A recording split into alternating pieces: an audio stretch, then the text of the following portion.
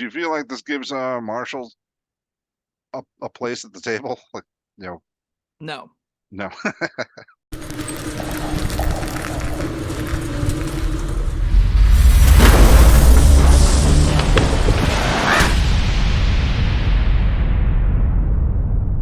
Hello, friends. Robert Bevan here, author of the Caverns Creatures series of comedy, fantasy novels, and short stories. With me is Sam West, and today we're talking about the feat, Polearm Master. Step, step, dash. This is a We've iconic gone feat. this long without talking about this one. Yeah, I know. We talked about Sentinel, didn't we already? Yes, we And should this have is paired half the those pairing. side by side. Yeah, probably. I mean, this one also goes side by side Great Weapon Master and a bunch of other things. This is kind of like a pillar of play. A lot of archetypes consider taking this feat because it uses a very important set of weapons. So this is from the PHP. You get the following benefits. When you take the attack action and attack with only a glaive, halberd, quarterstaff, or spear, you can use a bonus action to make a melee attack with the opposite end of the weapon. This attack uses the same ability modifier as the primary attack. The weapon damage die for this attack is a d4, and it deals bludgeoning damage. It also says, while you're wielding a glaive, halberd, pike, or quarterstaff, or spear. Notably, pike is absent in the first line of text, but included in the second line of text. I want a Come on, refund. wizards. Other creatures provoke an attack of opportunity for you when they enter the reach you have with that weapon. So while we joke about pike not being included in the top one, this is a big chunk of the meat. This gives you really easily accessible, at least once or twice a fight, a reaction to get a free attack. And that is beneficial in a lot of ways. All right, do you think it's an oversight, or is Pike just only included in the second part of this? I'm gonna tell you what, it sure doesn't matter because if you look at the stats of these items, you can. Do you think there are any differences between pikes, glaives, or halberds? Because mechanically, there are none. Oh. They all are D10. Oh, I'm sorry, I lied to you. There's one. The one that's excluded from the first feature does piercing damage, the two do slashing. Otherwise, they are heavy, reach two-handed weapons with no other meaningful differences. They are exactly the same. Damage type matters with regard to other feats if you're going that route. If you want Piercer, Pike is the only option that gives you Piercer, which then doesn't give you the bonus action to bump with the shaft. Oh, well, I don't know. If you want Slashing, the two work. Yeah. Yeah, glaives and halberds are identical. Wizards of the Coast, save us some book space and make them one item. Just call it a glaive, and then if you want a halberd, just use the glaive stat block. Yeah. They do that with so many weapons, but they don't do it with. If weapons were more different, I wouldn't complain about this, but they're all functionally identical. I miss second edition weapons. They had a lot of differences, and you could do other stuff with them. And they had weapon speeds. I missed that whole thing. Yeah, I was literally before we started recording, I was like, man, I wish weapons that were faster could be faster and have that mechanically work in the game somehow. Because I'm thinking about, like, even games like Skyrim and Elden Ring and those, really combat, like Monster Hunter. They give you different real feels to playing and using these different weapons, even if the calculated damage per round is around the same. You feel different playing these different options, and I really wish 5th edition. I mean, when you reduce the rule game's complexity a lot, that's some of the casualties is interesting and complex weapon and game design there. But, yeah, that was the point of 5th edition. Yeah, fair enough. I'm just saying, really buy it. Go all in and go down to like 3 weapons. There only need to be 3 weapons. Everyone only uses ever 3 weapons, so just really go and lean into it. Anyway, this feat is a baller one, despite the fact that it may not have sounded like I was excited about it. It is very powerful. Yeah, what I like about it is that it gives you opportunities to use your action, bonus action, and reaction. Yeah. This is sort of like a self-contained build. It says this is how you can play a character agnostic of any other element that you've taken so far. If you can use one of these 4 things, you get a bonus action and a reaction built in for your feat. It doesn't matter if you got spellcasting, it doesn't matter if you're taking extra attack. You can do all of the things you'd want, get all of them access here. Even if your subclass doesn't give you bonus action, that's fine. This will. If your subclass doesn't give you reactions, that's fine. This will. That's all great. Yeah. It does mean it competes a little bit with options that do give you bonus actions, but that's not the end of the world. Like, I think Barbarians with Polearm Master, I kind of go, oh, I lose an attack because I have to enter a rage. Bummer. But it's still really solid on Barbarians. I could see it being cool on Druids with Shillelagh. You only get 1 attack, though. That's not ideal. Yeah. You do get to add your Wismod to hit, though. That's neat. And if you have, like, a magic quarterstaff, then I feel like I read this in one of your magic item descriptions lately. Yeah.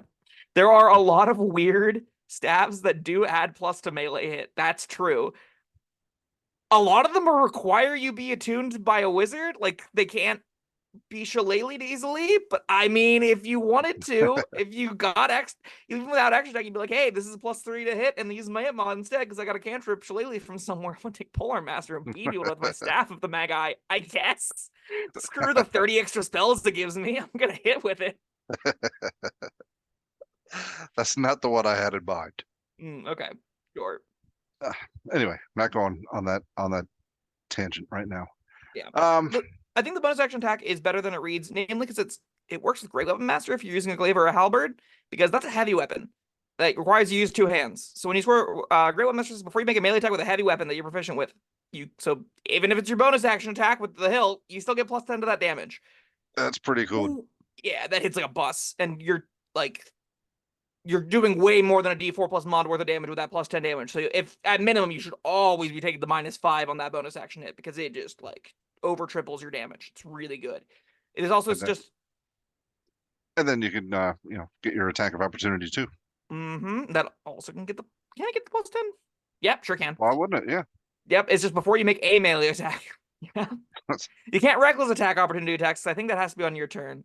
Memory doesn't necessarily serve well, but you add rage damage to the mod, you add any extra mods that you add on hit to the weapon attack, all of it gets stacked onto this. You can Divine Smite with it if you really want to. So, like, if you want to really go full Nova, get a halberd and just stab, crack, and then you just, like, Great Weapon Master, Great Weapon Master, Great Weapon Master, Smite, and then, assuming all 3 hit, there isn't anything left to hit, because it's a smoldering crater, because it was, like, base plus 55 damage with, like, 16 d8 stacked on top of it. So, yeah, there's nothing left for you to hit. So that's kind of sweet. Yeah. On its own, amazing. But this also pairs well with other feats, correct? I think that's where it really shines the brightest, is when you got like a sentinel thing, it means you can keep proccing that reaction every single round by spacing backwards. And you can even sometimes do that without leaving threat ranges of things by like positioning around monsters. So there's this always awkward window where one thing can't get on top of you while you stab another one. That's a whole lot. There's a lot of cool stuff to do with the Polearm Sentinel thing. Great Weapon Master also, again, as long as you're using a glaive or a halberd, that works really well. It needs to be using a heavy weapon, so it doesn't work with the quarterstaff or the spear, but the best weapon of the bunch is the quarterstaff or the glaive plus the halberd anyway. So like that's probably where you want to be, and it scales with all 3 of those feats together. Yeah, this do you feel like this gives Marshall a place at the table? Like, No. No. What does is Great Weapon Master, right? Doubling their damage is needed for them to feel like they're contributing in the top tiers, and that is how you double your damage. Well, that's what I meant, this combination. I think Great Weapon Master is still doing like 80% of the heavy lifting here. Polearm Master certainly helps. It gives you a guaranteed outlet for a bonus action attack, and it gives you a near guaranteed reaction. Those 2 things do help out a lot. They definitely are powerful combinations together. At casual tables, this can feel oppressive in the mid tiers, especially. They're still not. This isn't a replacement for 9th level spells. This isn't a replacement, especially because it's accessible out the gate. This isn't a replacement for big splashy upper tier features. Like, there's still going to be a giant divide in upper tier play between what a spellcaster can do and what a martial character can do, no matter how many feats they take. Yeah. But low tier to mid tier, it's really solid. Kind of swing in the opposite direction. I mean, I would say a spellcaster built with the busted stuff will still outperform this in the low tiers. That doesn't necessarily. The gap is much smaller though. Yeah. And the countermeasures marshals have sort of cap out around the mid, like the 13th level, right? It's where you're getting big boosts to saving throws, and Indomitables helping you like auto resist specific spellcaster things. That's like a PvP experience. In the PvE experience, you still lack a lot of the tools that casters just can get. You don't have any way to summon allies. You don't have any way to stun things easily and consistently from a large distance. You don't have ways to shun things to extra dimensional spaces. You don't have ways to do massive area effect damage. You do a lot of single target damage, and it's a lot more than the casters are often able to do round, but you're still going to be lacking in the versatility department that adventuring often calls for, which is, I think, going to universally make it so a well-built spellcaster versus a well-built, when I say well-built, trying to optimize the character for the excelling performance and variety of environments. Spellcasters from level 1 are going to be doing a lot more than martial characters ever could. They get more features that engage with it. This does help a lot. At average tables, this can feel oppressive to people that are learning spellcasters for the first time, aren't engaging with the system a lot, and just taking whatever spells they fancy. They take some 2s, they take some 1s, they take a couple 3s, maybe they have 1 5. When I say 3s in those numbers, I'm talking about power level spells. You will feel that you are better, or at least consistently putting out more in combat than those characters are. It's still not going to be that great. You said you can't shunt people to extra dimensional spaces. I was going to reply, unless that place is hell. Huh? This is why I should like break up my speech pattern so you can get those baller jokes in. Yeah, don't do that too much. They don't come as frequently as you think. Was that one like I said it and then you were thinking about it for like 15 seconds? No. There's a joke here. There's a joke here. There's a joke here. No, I had it immediately, but man, you just kept going. Yeah. I like to rant about this game sometimes. Oh, I know. Overall, that's why I have you here. That's fair. I give this a solid 4 out of 5. I think it is a feat that your DM has to consider. Like, there will be encounters, they throw one thing at you, and you go, I reaction stab it, and then I kick it in the face a lot with a big plus bump to damage. Paired with Sentinel, paired with Polearm Master, this thing spikes in power. So, like, there will be considerations that need to be made for Polearm Master builds. On its own, it's still pretty solid. So, I think if you're doing these kinds of things, if you want to play like a fair, like optimized, like taking the spear to its absolute limits, this probably goes on your sheet. And that's kind of an interesting element to it for me, personally. Not going to crack the game in half, but very notable and should be considered on a lot of characters. Yeah, I think for the characters that want it, they really want it. And for them, I'm giving it a 5. I really like this one. Combos well. I think it combos well even with feats that we haven't mentioned. And Like? I don't. Well, we talked about Piercer before, but there's also Crusher and Slasher. So it has a little bit. I want to quickly touch on that.